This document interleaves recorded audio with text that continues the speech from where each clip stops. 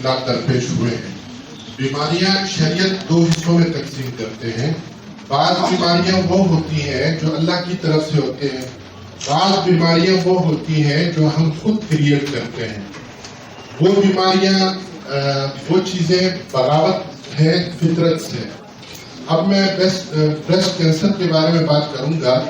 اس کے بہت سارے وجوہات ہو سکتے ہیں، لیکن شریعت نے ایک عجیب و غریب حدیث مجھے ملی ہے کہ رسول اللہ صلی اللہ علیہ وسلم جب معراج پر تشریف لے گئے تھے تو وہاں پر کچھ خواتین ان کو نظر آئی جہنم میں، اور وہ خواتین پر سانپ جو ہے وہ اس کے سینے کو ڈس رہے تھے۔ تو رسول اللہ صلی اللہ علیہ وسلم نے پوچھا کہ یہ کیا منظر ہے اور میں یہ کیا دیکھ رہا ہوں؟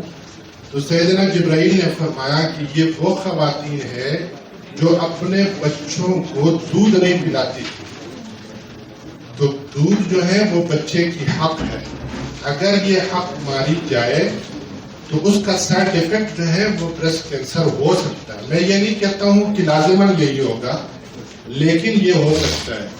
اس لیے بچہ جو ہے، بچے کا جو دودھ ہے، یہ عورت کے جسم کا کیا کہتے ہیں جوس ہے، اور وہ اپنے آپ کو چھڑاتی ہے اس سے۔ میں اپنے بچے کو ڈاکٹر کے پاس لے کر گیا تھا تو اس نے میری ایریا سے پوچھا کہ آپ دودھ کیوں نہیں پلا رہی ہیں؟ تو اس نے جواب دیا دودھ ہے نہیں۔ اس نے کہا آپ جھوٹ بول رہی ہے، اللہ تعالیٰ فرماتے ہیں اور تو کہہ رہے نہیں ہے، یہ جھوٹ ہے۔ اس کے مختلف وجوہات ہو سکتے ہیں، ہارمونز کے چینج ہو سکتے ہیں، اس کا علاج کروائیں کہ دودھ کیوں ختم ہو رہا ہے، لیکن اس کا حل یہ نہیں ہے کہ ہم فطرت سے بغاوت کریں۔ اب ایڈز ہے، اب ایڈز کوئی مرض نہیں ہے، شریعت نے اس کو مرض قرار نہیں دیا ہے۔ شریعت کہتے ہیں یہ وہ ری ایکشن ہے فطرت کے ساتھ بغاوت کرنے کا۔ اللہ تعالیٰ نے ایک مرد اور عورت کو ریلیشن شپ رکھا ہے، اگر یہ مرد کہیں اور جاتا ہے تو اس کو ایڈز ہو سکتا ہے، اور بہت سارے مسلمان کمیونٹی میں یہ چیز نہیں ہے۔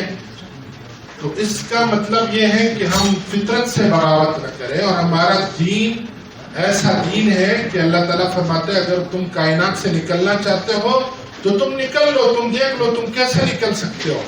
تو ہم اپنے دین سے نہیں نکل سکتے ہیں، ہم ان چیز کو دین کے پوائنٹ آف ویو سے دیکھیں تو ہمارے لیے بہت سارے مسائل جو ہیں وہ آسان ہو جائیں گے۔ اللہ تعالیٰ ہمیں دین پر چلنے کی توفیق عطا فرمائے۔ بس یہی کچھ گزارشات کہ اللہ تعالیٰ سب کو خوش رکھے۔